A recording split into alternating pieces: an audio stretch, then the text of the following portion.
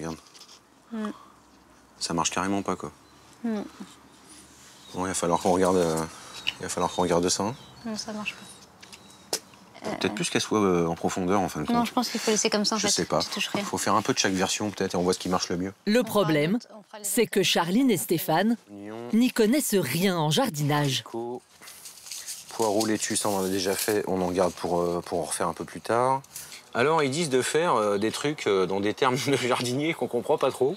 Ils disent recouvrir peu les graines, ça on arrive à comprendre, plomber légèrement, là déjà on est largué, éclaircir en 2 fois, d'abord tous les 5 cm, puis tous les 12 cm. Alors je sais pas du tout ce que ça veut dire, l'essentiel c'est que ça décolle, après de toute façon on les déplacera.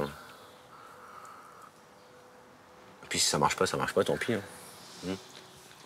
Non, mais parce que ça va aller. Et le basilic là. Ça me tannait beaucoup. J'ai pas du tout grandi à la campagne. Donc voilà, j'ai pas appris à faire du jardinage, j'apprends moi-même, quoi. Et ça m'intéresse, alors je continue. T'as vu les graines d'oignon? Ouais, j'ai vu, elles sont grosses, ouais. Ah non, d'accord. Charline et Stéphane vont devoir attendre plusieurs mois pour savoir si leur pari est réussi. Tu mets les 3 graines dedans. Voilà. Voilà.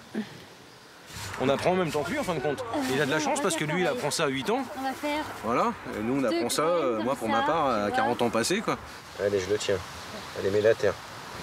Bientôt, on pourra aller manger. T'es pressé? Vous allez chercher la brouette et vous allez prendre la paille qui est devant la maison et vous allez la remplir de paille et la apporter ici, sans en mettre partout. D'accord. Merci. Pour les pommes de terre, Stéphane expérimente une méthode originale. Bah, c'est une tour, on va mettre de la paille dedans. On va faire plusieurs étages et on va balancer des patates dedans qui sont en train de germer. D'accord. Et normalement, en germant, elles vont nous redonner d'autres patates. Après, le processus, je sais pas trop comment ça marche, je me pose pas la question. J'ai vu, c'est la grande mode, il y a plein de gens qui font des tours à patates, donc on fait la nôtre aussi, quoi.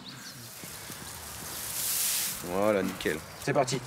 Allez, tu balances déjà 2-3 patates, comme ça. Tu mets une là, une là. De la paille, des pommes de terre et le petit plus, de l'engrais, évidemment fait maison. Voilà. C'est notre compost depuis qu'on est arrivé ici. Toutes nos épluchures de fruits, de légumes, les toilettes sèches. Voilà, tout ce qui se composte, quoi, tout ce qui est organique. Je pense que ça va aider un petit peu à pousser. Voilà, ça va aider un peu les patates. Donc on va faire un petit peu de ça.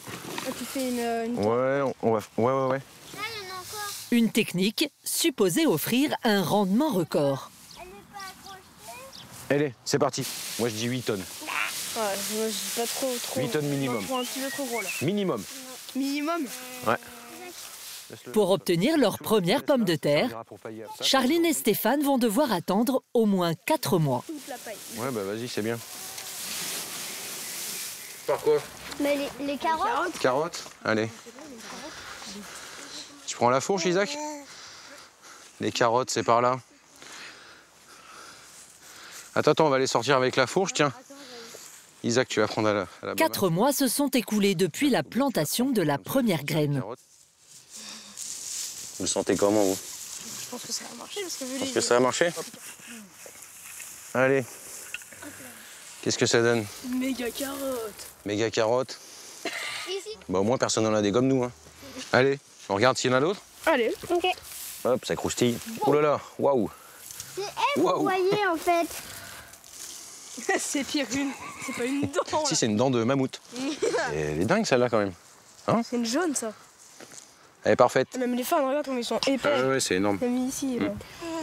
Ouais.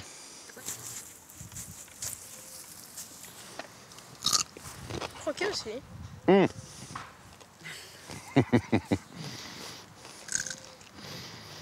Super Ça bonne. croustille, hein? Super bonne. C'est vrai qu'elles sont bonnes. Parfaite. Les meilleures carottes du monde. On peut faire un concours, je suis sûr.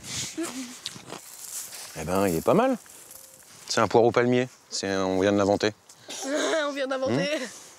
Je suis super content. Les carottes, elles sont super belles.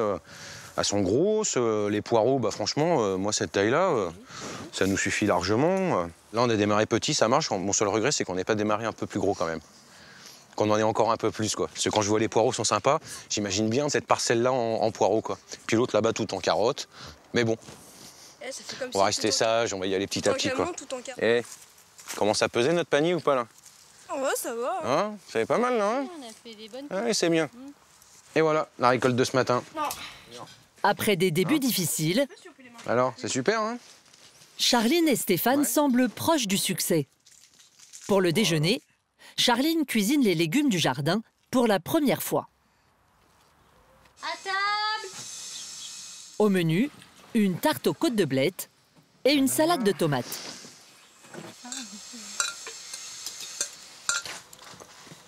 C'est super bon. Magnifique. Ça vaut carrément le coup, quoi. Non, mais déjà, ne serait-ce que pour le plaisir, même sans parler de coût, d'économie, juste le plaisir déjà de manger des choses qu'on a produites nous-mêmes, c'est déjà une satisfaction, quoi. C'est super bien. Et on n'a aucun doute sur ce qu'il y a dans notre assiette, là. Là, on se pose même pas de questions, quoi. Donc rien que pour ça, voilà, la satisfaction, déjà, elle est là. On peut être fier. On peut être fier. Ah oui, c'est clair et net. Cette première récolte est encourageante. C'est vraiment excellent. Mais Charline et Stéphane devront encore patienter avant de vivre totalement en autosuffisance. Bon, on va attaquer les légumes d'hiver, là.